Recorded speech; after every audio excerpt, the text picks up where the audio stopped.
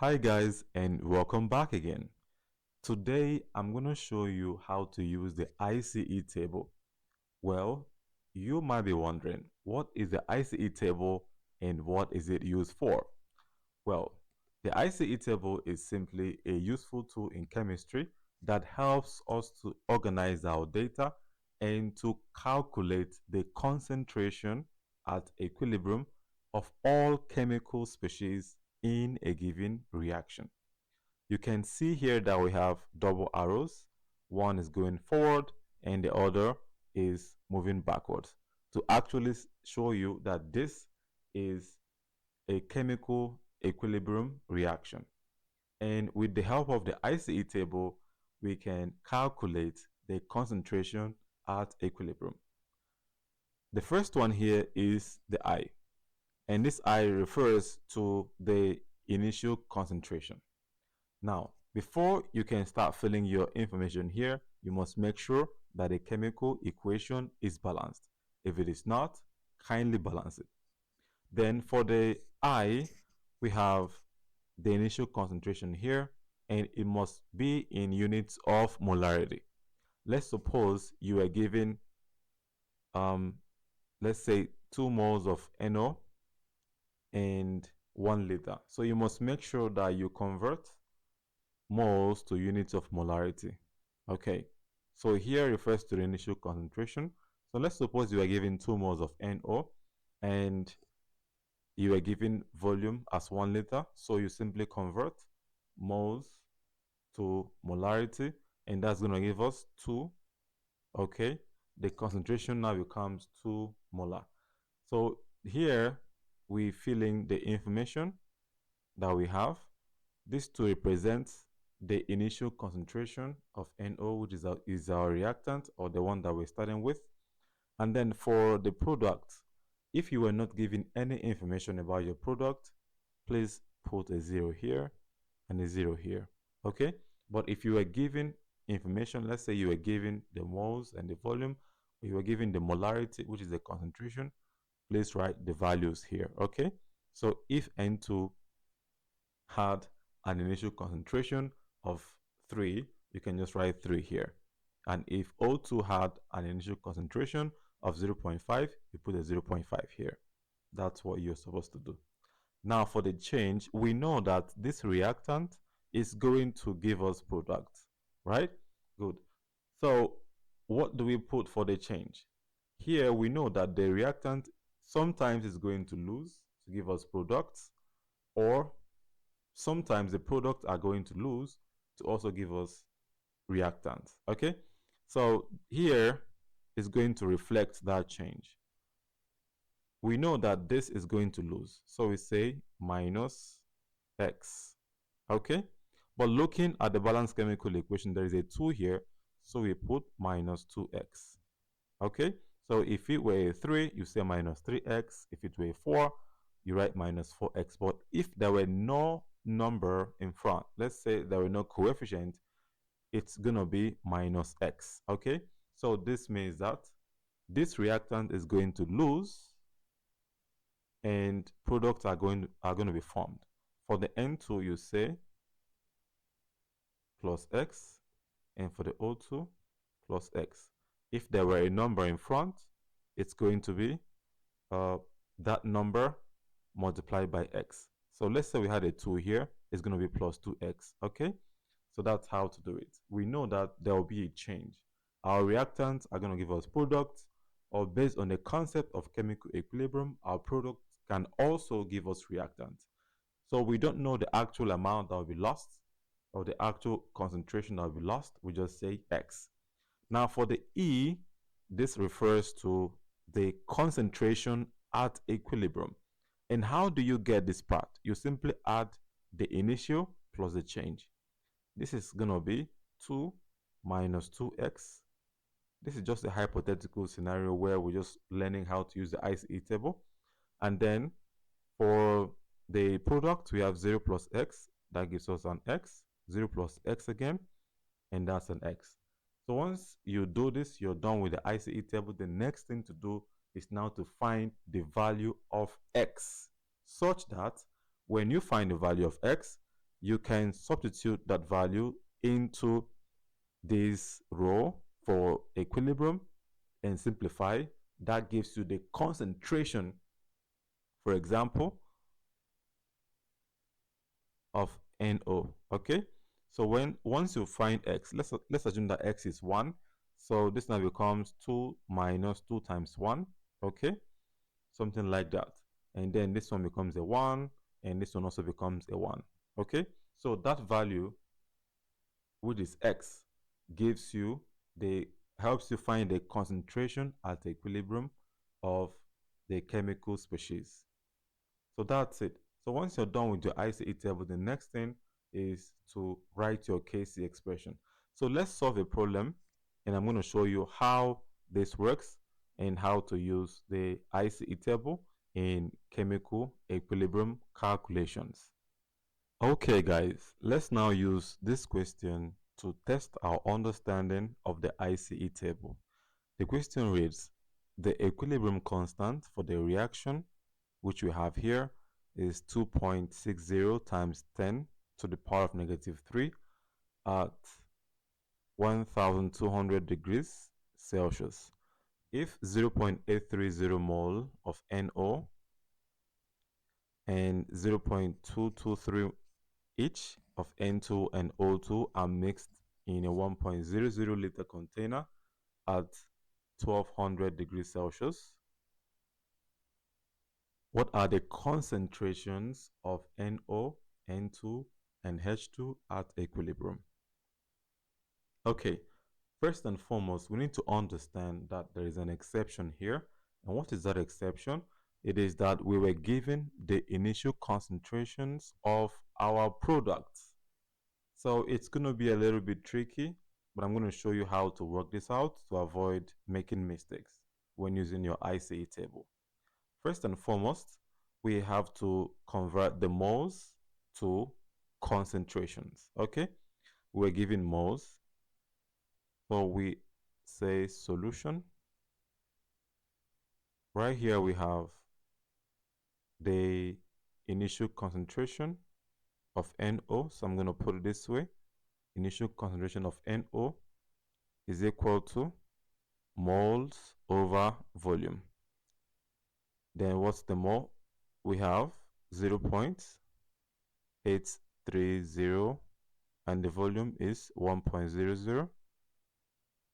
So when you divide this by 1, you still get 0.830 and the units are in molarity. So that's for NO.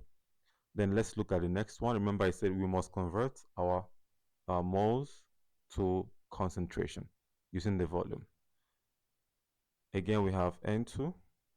So for N2, the initial concentration, we have N over V again. Our mole, we have 0.223 over 1.00, and we still get the same 0.223 molar. Okay.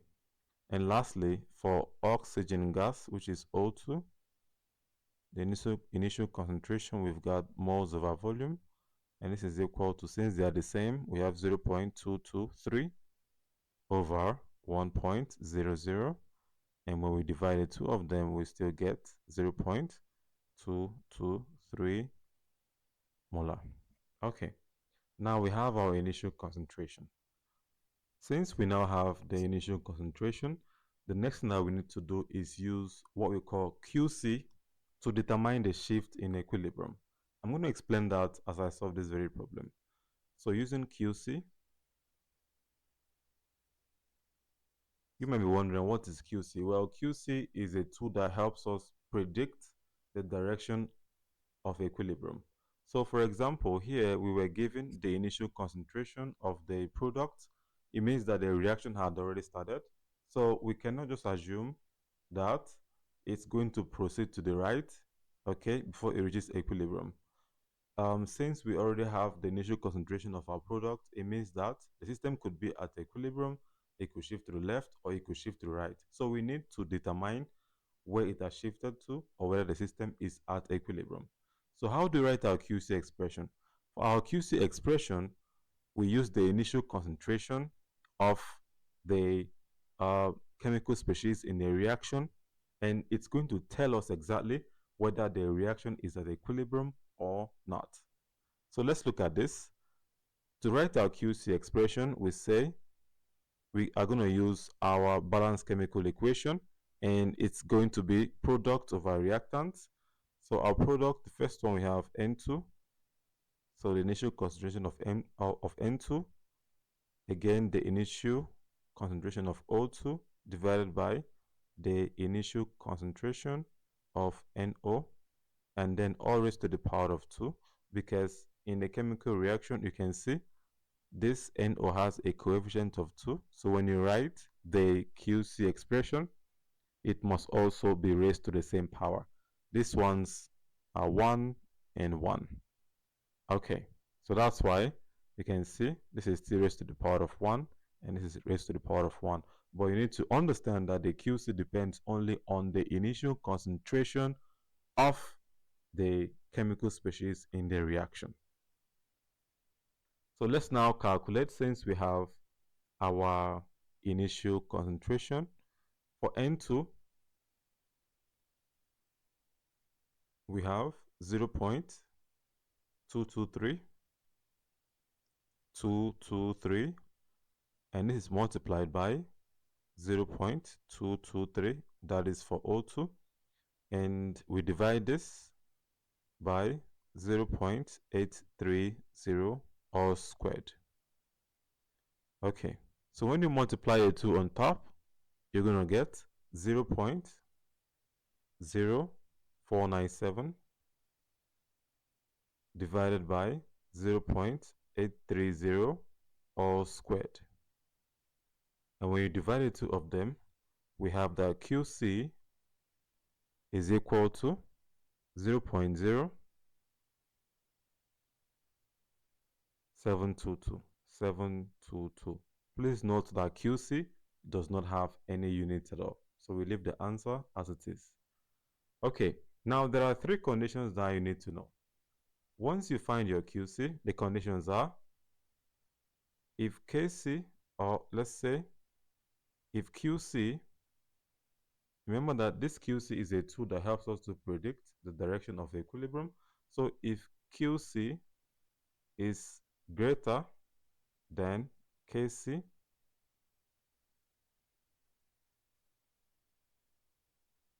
the direction would be to the left.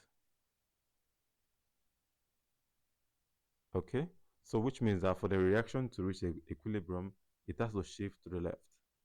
So that's it. Now the next one is, so when QC is bigger than KC, it means that your products are going to lose while your reactant would gain. That is basically what it means. It means that the reaction will now favor the reactant side while your products are going to lose. Again, if KC is greater than QC, so the reaction would proceed to the right to reach equilibrium.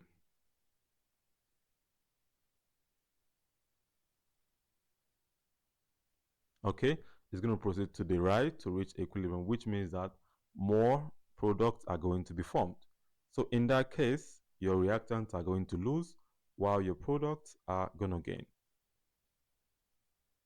And lastly, if Kc is equal to Qc, it means that the reaction is perfectly at equilibrium. Now, looking at this here, we can see that our Qc is 0.0722. So we have to compare to know if our Qc is bigger or our Kc is bigger. So we've got Kc is equal to 2.60 times 10 to the power of negative 3. So looking at these two numbers, which one is bigger? So let me rewrite this Kc in an understandable form.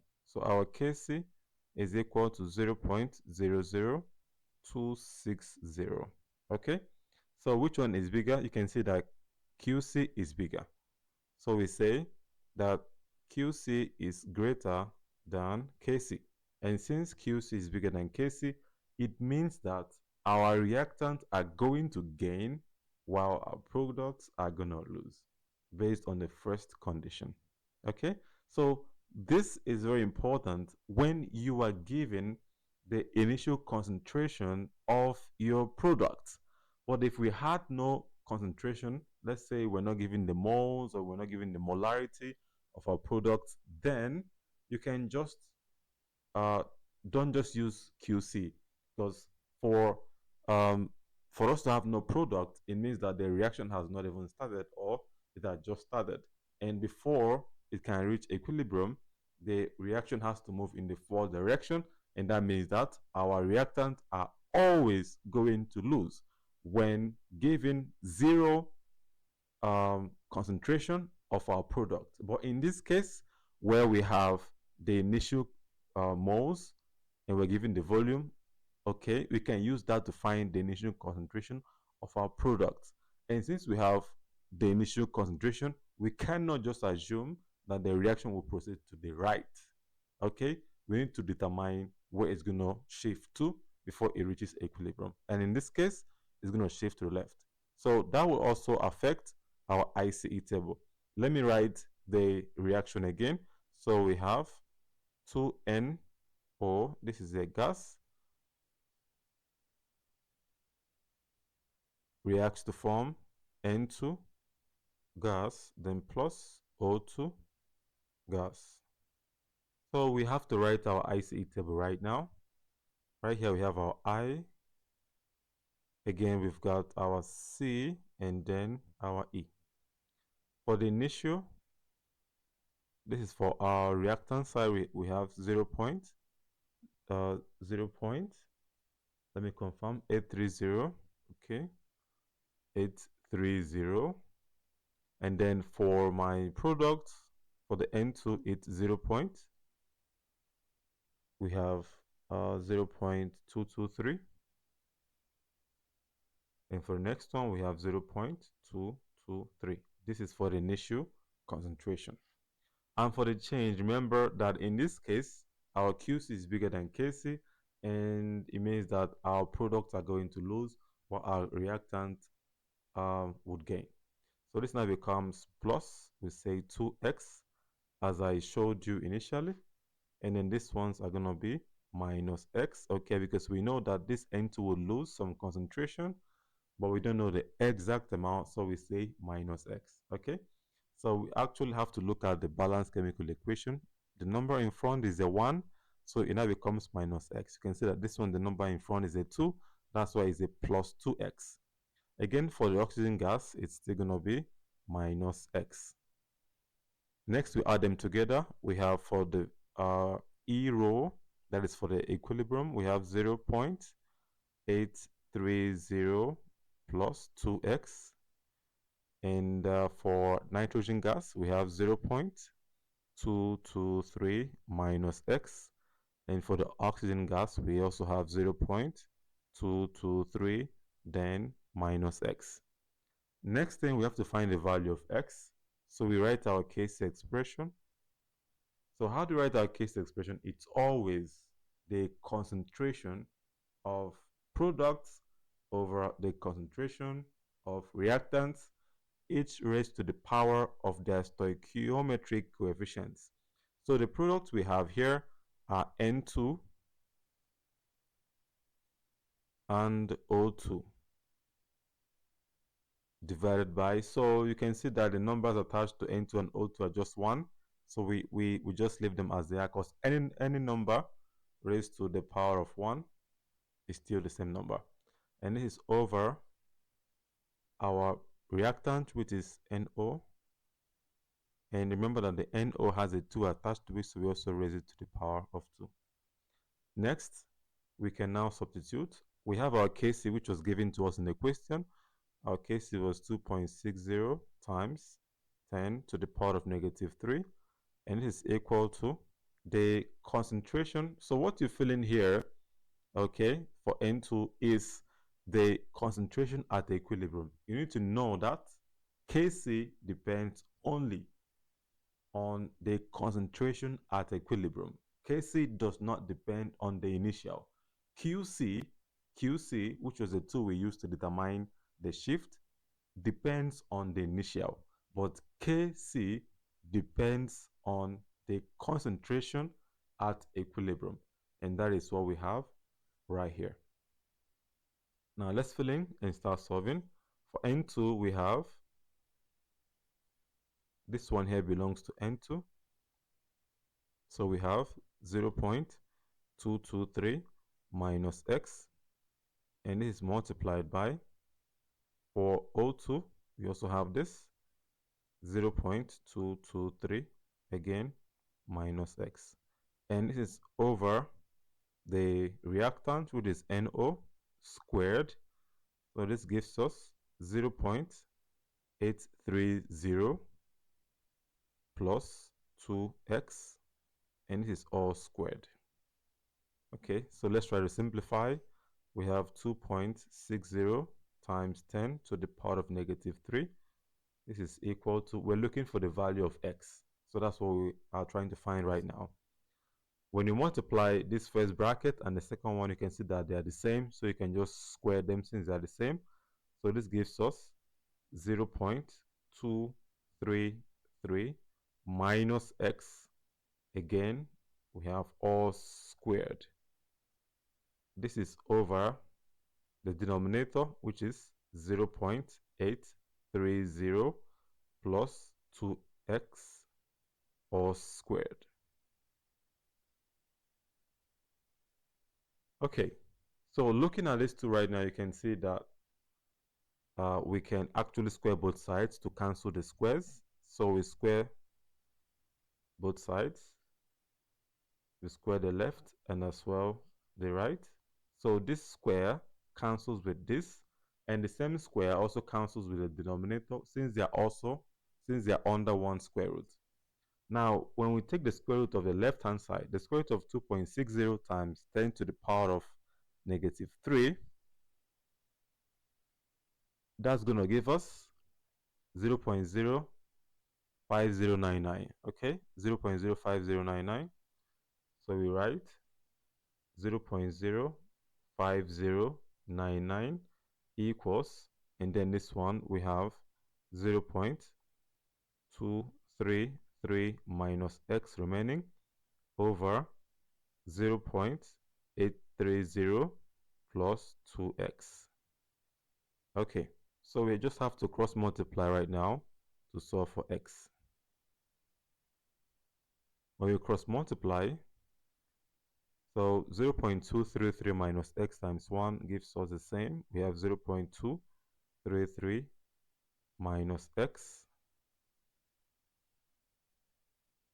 Okay, so it's supposed to be 0.223. Yeah, it's supposed to be 0.223, not 0.233. Pardon me for that.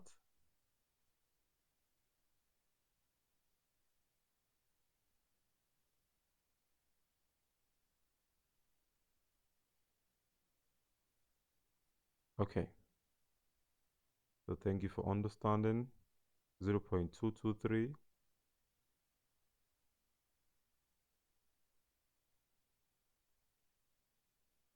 All right. So 0.223. Let's cross multiply and see. When you cross multiply, you have this. This is equal to 0.05099 5099 multiplied by 0.830 plus 2x. Okay. So let's expand the right hand side to see what we're going to obtain. 0.223 minus x is equal to, So when you distribute this value across the first term, we are going to have 0.04232. We have 0.04232. Then plus, if you distribute it across the second term, you're going to have 0.10198x. 0.10198x. Okay, so we have to be very careful with these calculations to avoid making silly mistakes. All right, now I'm going to solve for x by rearranging them. So this negative x goes to the right, and this number here goes to the other side. So let's just do that.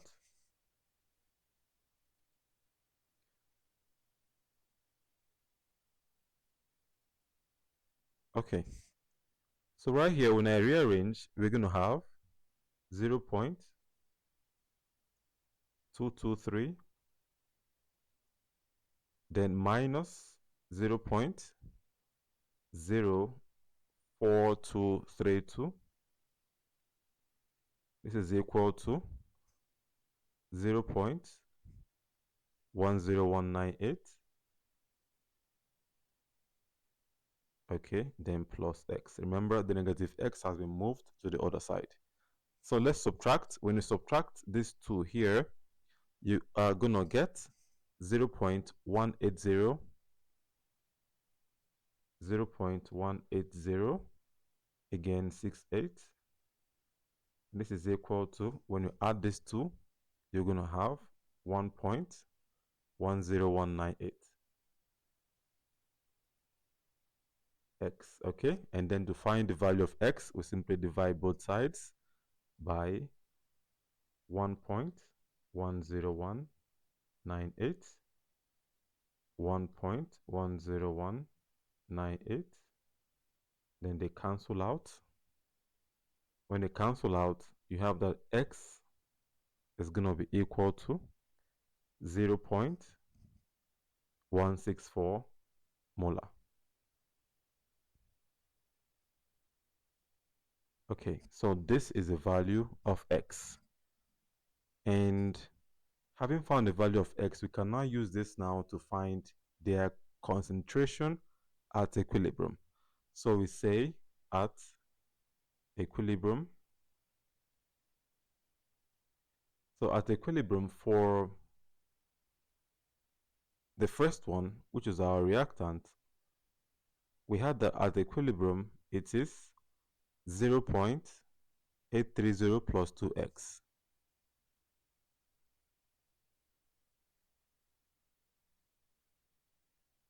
So we say the concentration of NO at equilibrium is equal to 0.830, then plus 2x.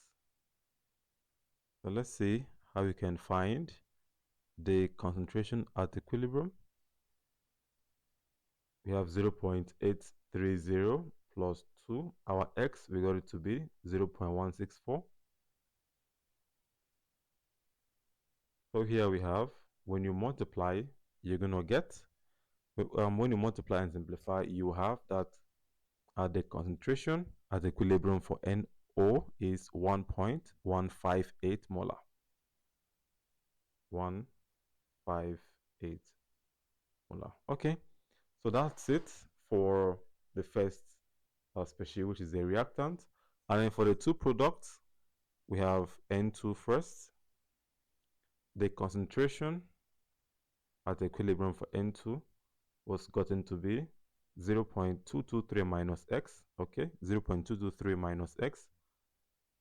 So we say 0.223 minus x. So we substitute 0.223 minus 0. Since our x is 0.164. So when you substitute, you're going to get 0.059. So we have 0.059 molar. And the same thing is also applicable to oxygen gas. The concentration at equilibrium is 0.223 minus x. And when you substitute, we have 0.223 minus 0.164.